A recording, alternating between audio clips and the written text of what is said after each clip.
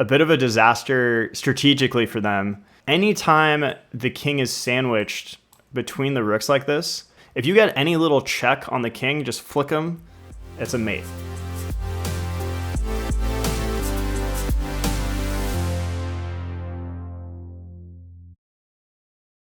All right, my chess champions, welcome back to Road to 2000. It's been a couple months. I've taken a bit of a break from the channel, but we're going to hop back into a game and I'll give you guys an update once we're halfway through.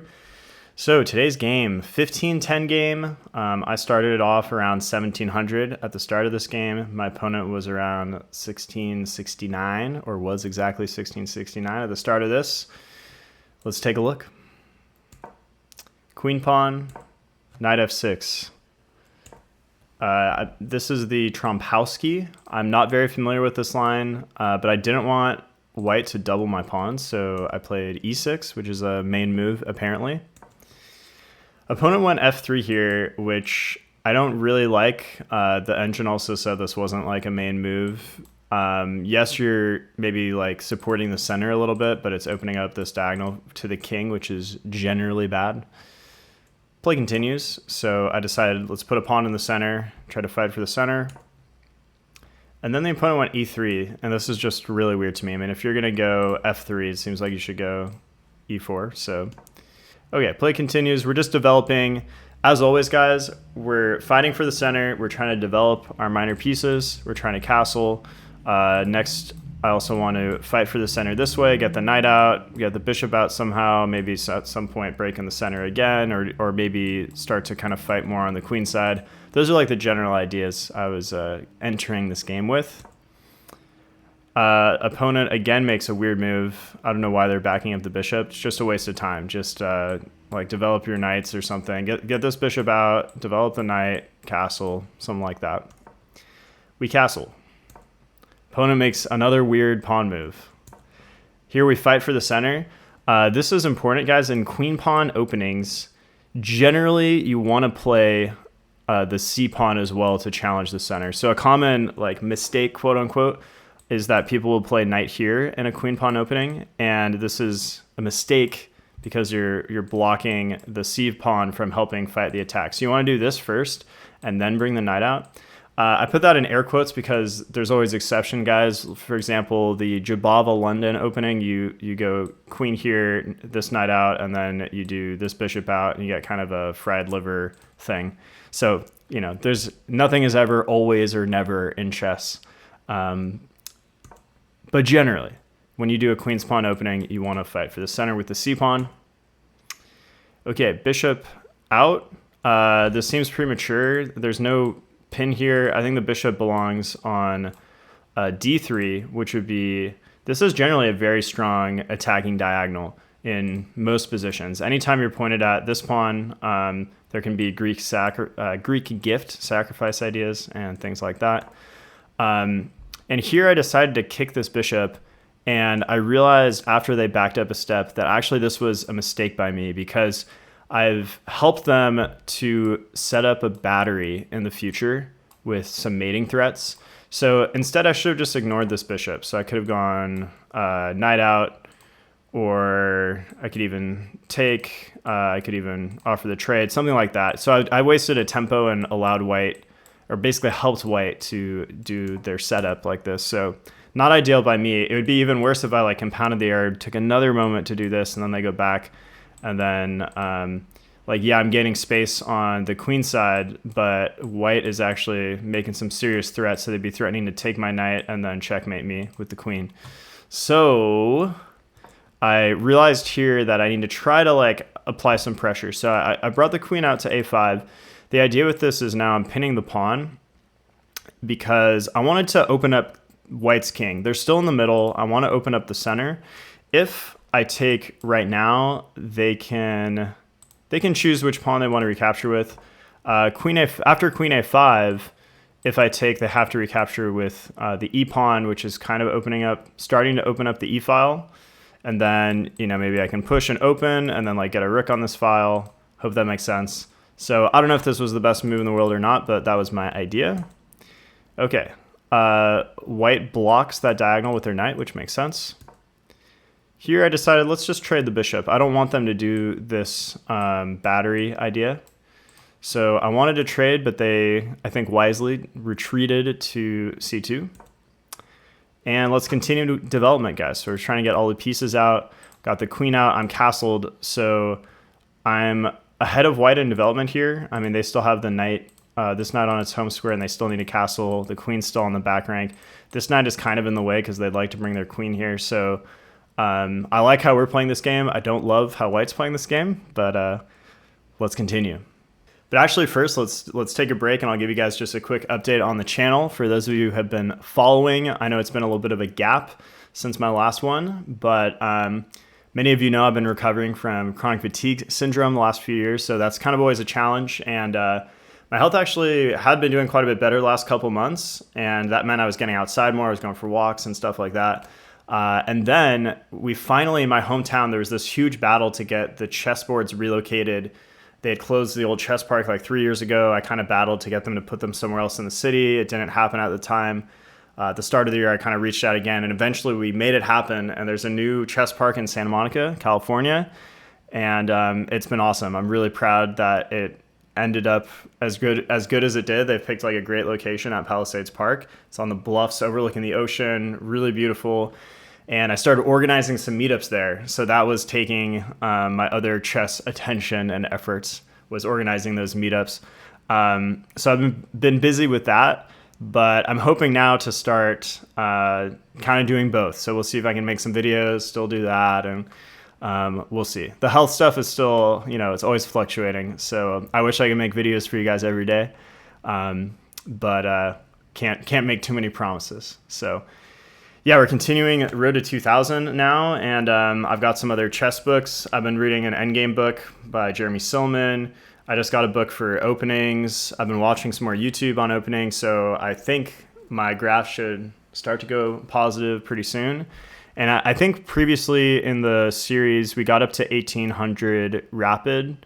So I think I'll get back to there roughly, fairly quickly. But then from there, I got to really battle for the improvement. So that's the quick summary. Let's get back to the game.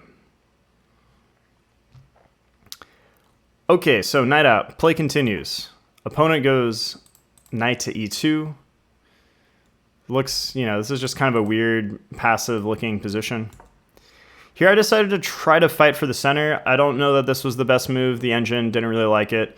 The engine said to go queen c7, which makes sense. Just kind of reconsolidate and regroup, and then, probably you'd bring like the rooks on these files and then do some sort of attack, or maybe even, I don't know, do something like, or like open up.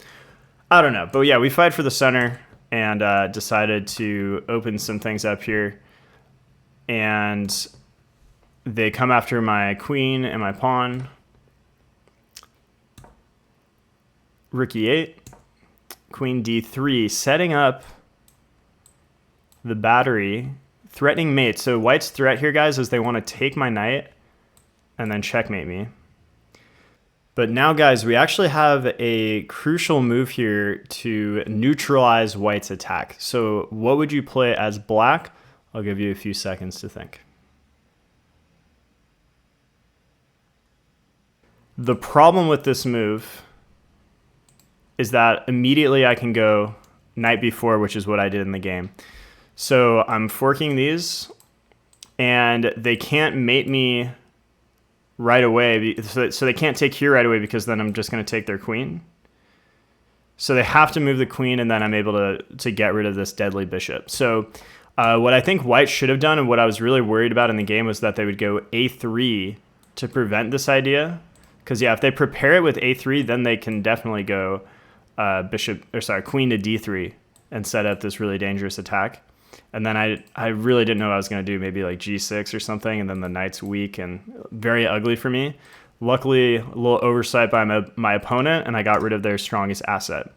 Additionally, their queen is now on an open file, so let's make a very natural developing move to get the last piece in the game. The move I'm thinking of is rook a to c8, hitting the queen, getting the rook developed. Queen moves. Now here I went bishop to a4. I realized I could target this knight. So they kind of need to. They also don't have a good square to put the knight, because if they come in, I'm gonna win a pawn, right? So yeah, this forces them to try to defend the knight. Bishop out. Just trying to control some squares. They can't really do this because I'm gonna take, or I could even just drop back, and then this is really weak. So I don't know if it's the best move in the world, but we're just continuing to try to create problems. Additionally, the queen defends the knight. So if you guys are worried about if this takes, we don't have to take with the pawn, we can take with the queen. Another thing I forgot to mention, which was the main point of this move, guys, was that it unleashes this rook on the open file, putting tension on this knight. And my plan was to bring this bishop and basically try to win the knight. So that's part of the idea here. I wanted to activate the bishop and activate the rook and set up this tactic. Play continues. Now they're threatening to take my knight and then take my pawn, and this would be kind of juicy, getting a little bit of a little fork action there. But in this position, we have a nice tactic, so it's black to play. What would you guys do here? So the move I played in the game is bishop b5, a nice little skewer. Queen moves. And here, I mean, it's a little dicey. White's doing a really good job of applying the pressure because they want to take and then force me to double my pawns somehow. So I decided to take the rook, but it's kind of complicated. They take. Now, they really want to take here and then take here. And it's not so easy to figure out how to defend that. So here's a point in the game where, yes, I'm up 2 pawns, but white did a really good job of keeping the pressure on. I want rook c6 here, trying to add additional defense to this knight so that they can't double my pawns. Additionally, if they remove the knight and I take with the rook, I would be getting a tempo on the queen, so they wouldn't have time to do this.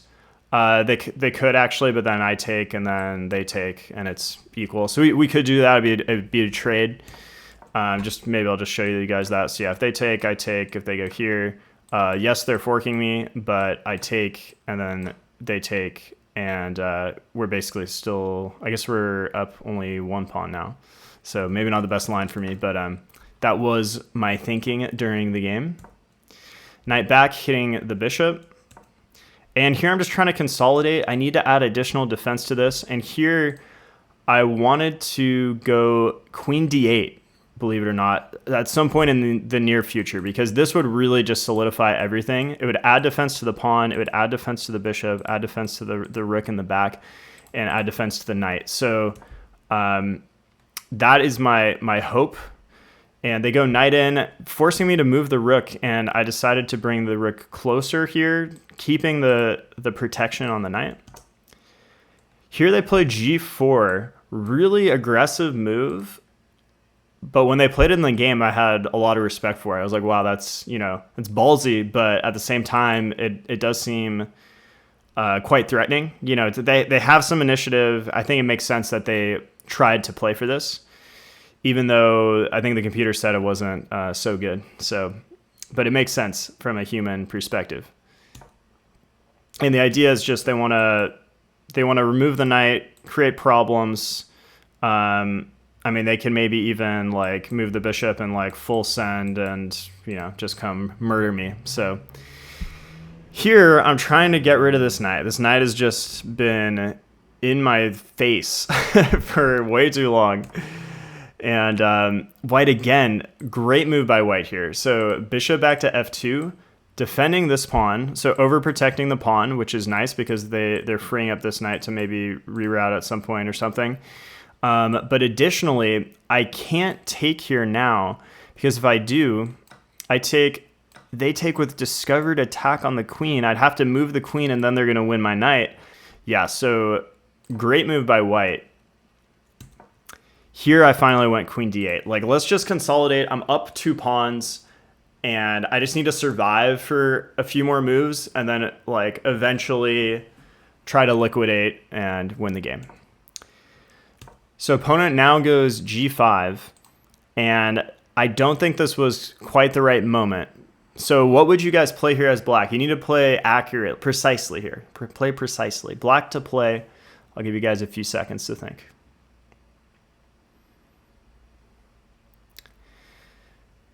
So I think we win a pawn here, basically, because I went bishop takes e5, and if they take my knight, then I recapture with the bishop.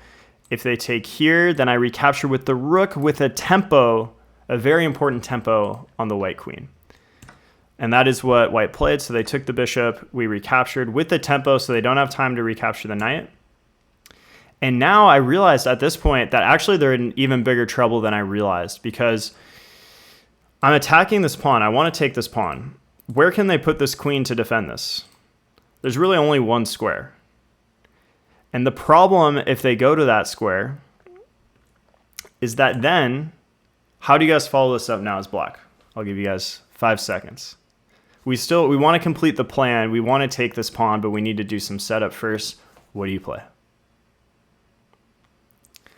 So knight h5, attacking the queen and unleashing our queen on this pawn. So the pawn is definitely going to fall.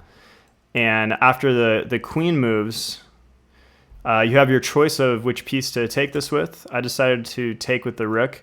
I'm not sure what was better. Actually, let me look with the engine really quick. Okay, queen takes or rook takes, we're both fine. So rook takes check.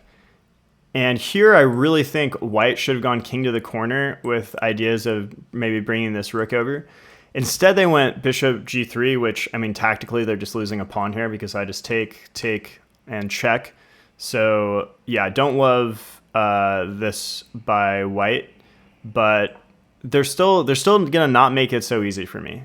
So I go rook back here because, yeah, they're hitting the rook. I got to move it to safety somewhere. I considered either g5, g6.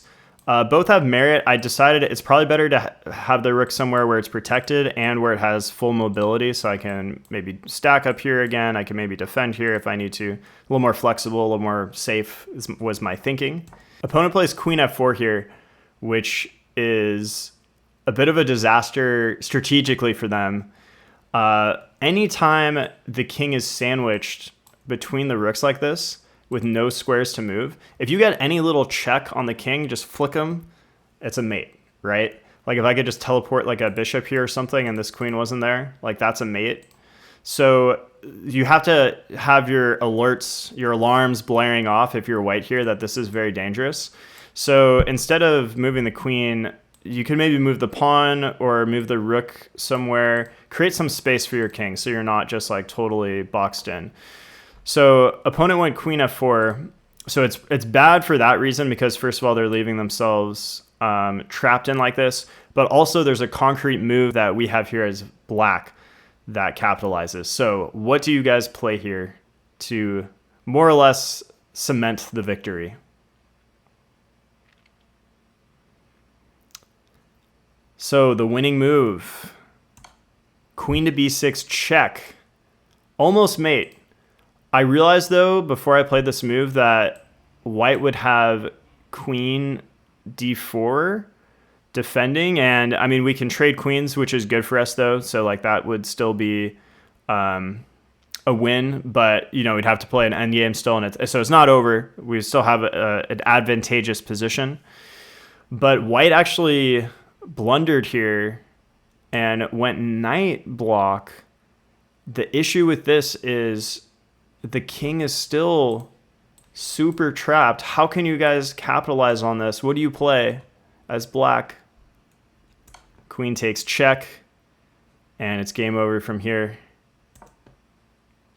You have your choice of which piece you want to take with, but I think for beauty, for the sake of beauty, I think you have to take with the rook with checkmate. Because my rook on g6 controls here. This rook is protected. The king has nowhere to go. This is also pretty nice aesthetically to have all of white's pieces basically on this little row here. Little connect four action, if you will. Pretty nice. So that was my most recent game. We got like 30 rating points or 25 rating points or something from that because it's I haven't played in a little bit. Hope you guys enjoyed today's video. Let me know how the commentary is. I could do even less commentary, keep it more surface level. I could go even deeper on some stuff. If you have any questions on any moments in the game, let me know. Otherwise, guys, thank you for joining me in the journey, and I will see you next time. Have a great one. That felt weird to not be my normal tag, my normal outro, so let's do the normal one. Thanks a lot.